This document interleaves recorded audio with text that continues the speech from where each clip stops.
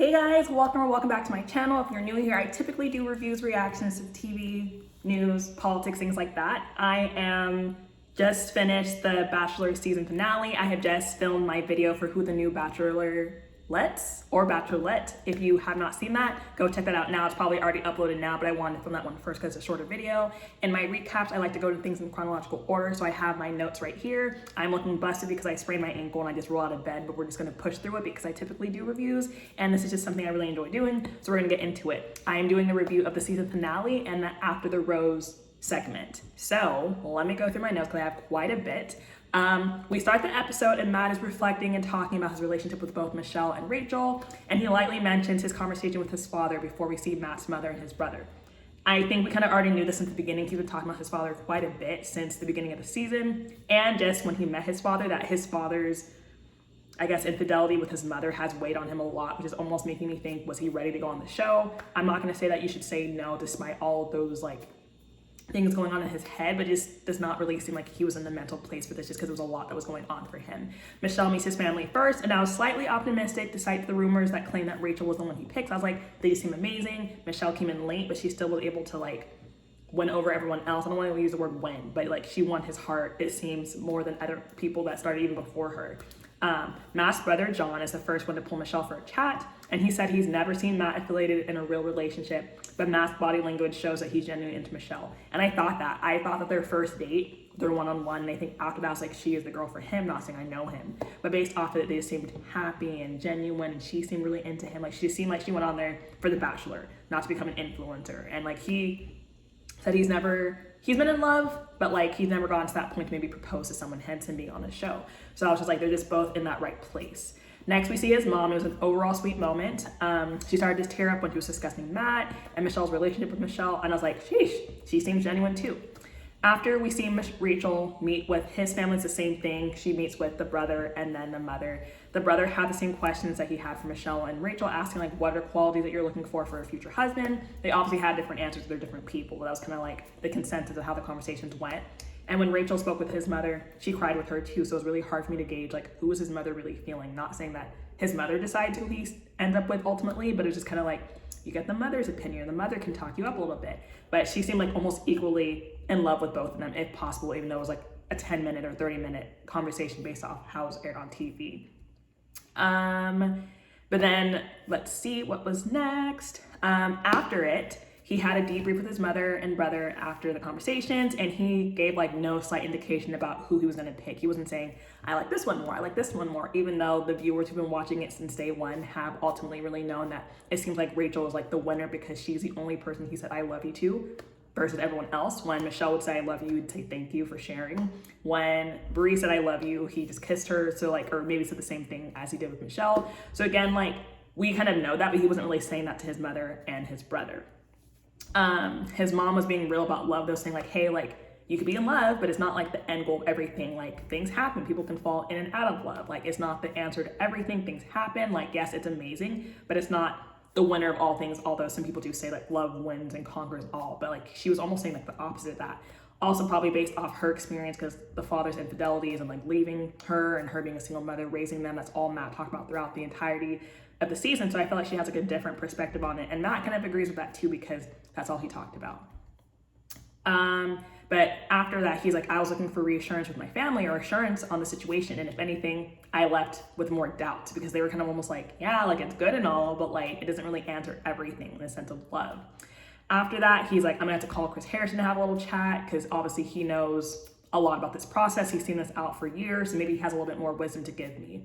And after his conversation, I was just convinced he's not proposing to anyone, because Chris is so are you gonna make a fiance? You're gonna have one? He's well, Chris, based off conversation, it wasn't a yes or a no. I feel a lot of times in the past 5 episodes or so, when anyone asked Matt anything, he'd be this is my answer for this and this. It wasn't ever a yes, I love you. Yes, this. It was always well, based off this, I'm just give us a thorough answer. Maybe that's just the way he talks, but it was never really easy to figure out where his head was at, again, aside from Rachael.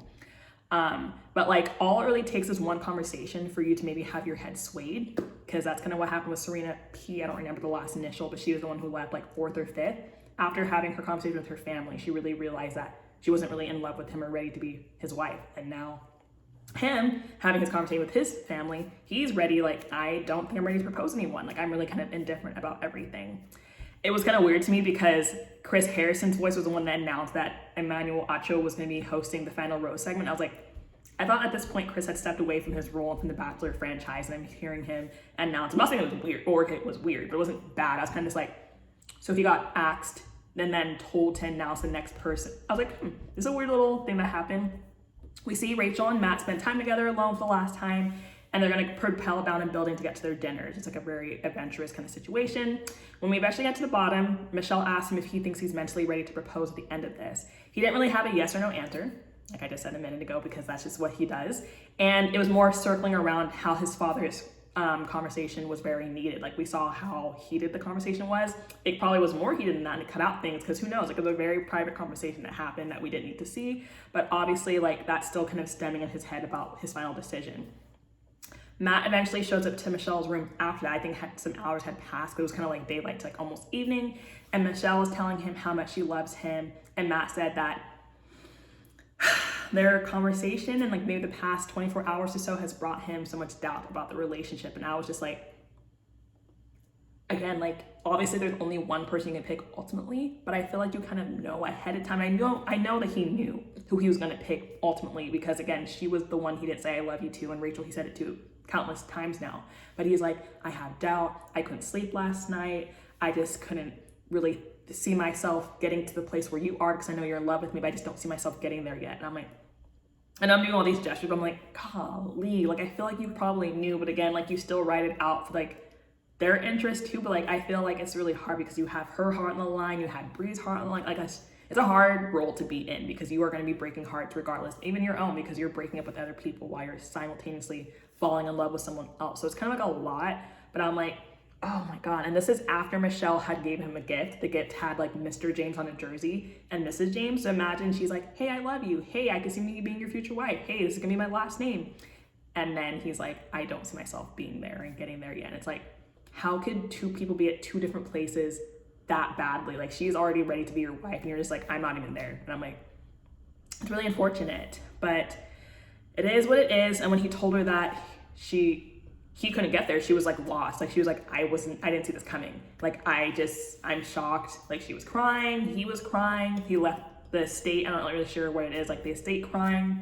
And when he was crying, Chris Harrison pulled up and he's like, wow, that must have been really difficult for you. This and this, like, just talking with him, and it's like, are you okay? And Matt is like, nah, like, I'm not okay, which is expected. Like, he's not gonna be okay because he just broke up with her and she's crying.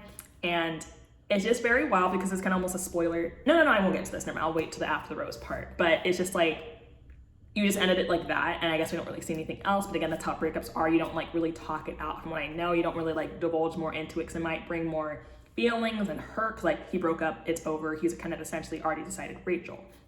When he's talking with Chris, he's like, just because I broke things off with Michelle doesn't mean I'm gonna go run to Rachael, because like, that almost seems like, how the word, like consolation prize, but like, you're just running to them, like, oh, so you're the next person, so that's who I'm gonna pick. And he doesn't want to make it seem like that. And I'm glad that he addressed that, because like, just because you dipped on someone doesn't mean that the next person's like ultimately who you're ready for. It almost seems like he's just overall not ready for this whole process. Like, the Michelle thing almost kind of let him know that maybe he's not ready to propose to someone, maybe he's not ready to get engaged, because again, he's been dancing around this answer when people asked him about it. The next morning, Rachel's getting ready to see Matt, and Chris Harrison comes to tell Rachael that Matt canceled on their date for the day, and that he needed time for himself. And I was just like, she was like, oh my God, I'm so excited for the date. I'm gonna see Matt. I'm so excited. We have like a couple days before the ending. He's like, hey, Rachael, yeah, Matt's not able to come right now. He has like a lot of mental things that he's going through. Like, he has like a lot of stuff that's going on, and hence the Michelle thing that really rocked him.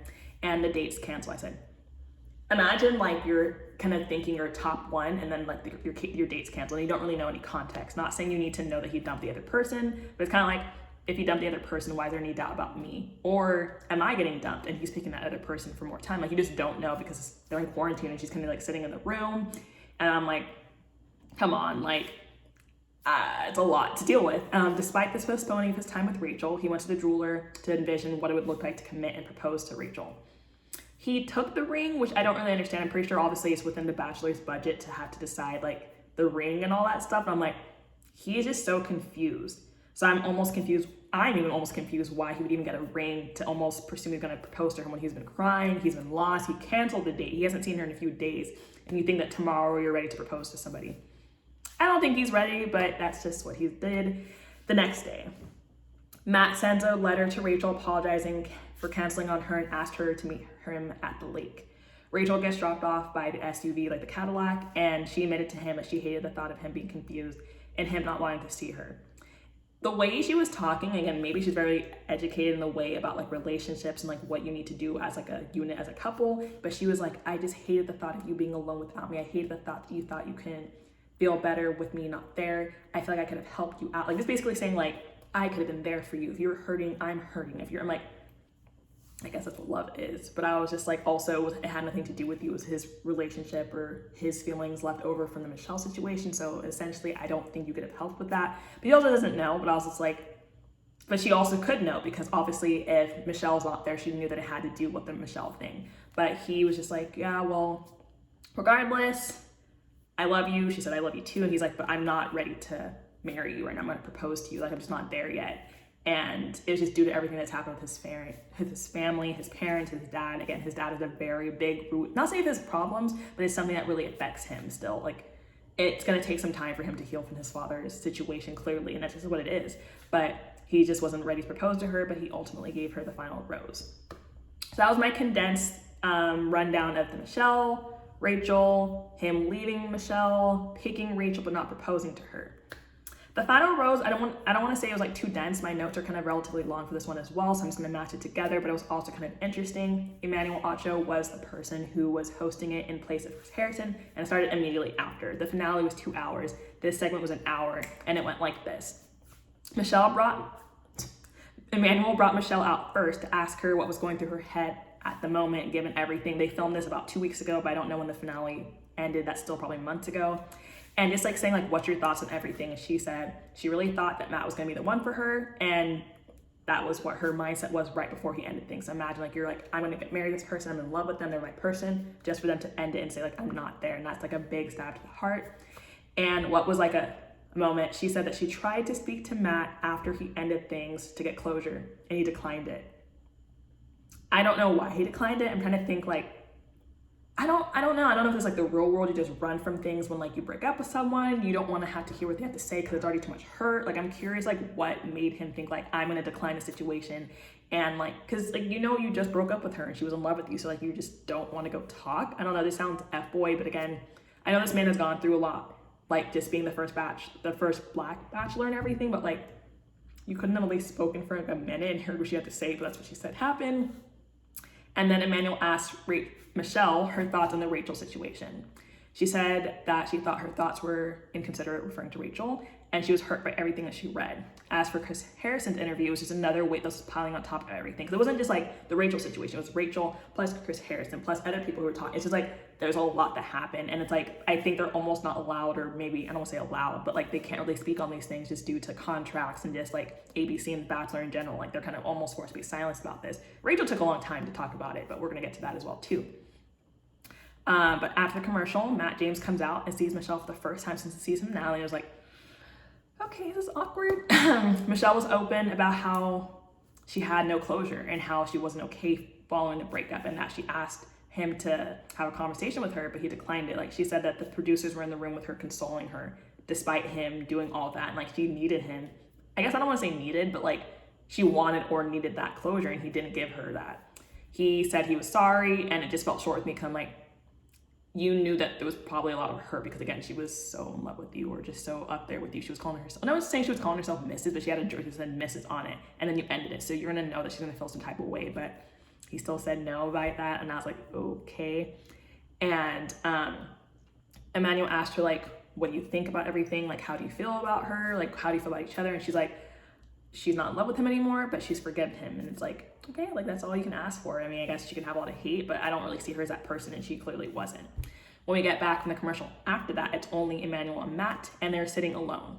Emmanuel asked Matt what it's like being the first Black Bachelor and the pressures that come along with it. Matt said that he doesn't regret the experience whatsoever, and that he was able to learn more about himself. However, there's a lot of things to tackle as being the first Black Bachelor. People are going to see Matt and believe all Black men are the same as him and compare him to other Black men. and that he's setting up a new standard for Bachelor season moving forward for men who are people of color.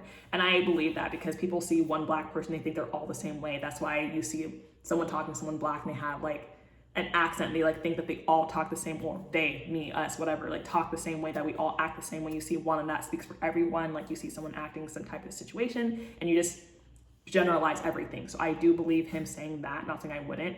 Like it very much makes sense, and it's almost so much pressure.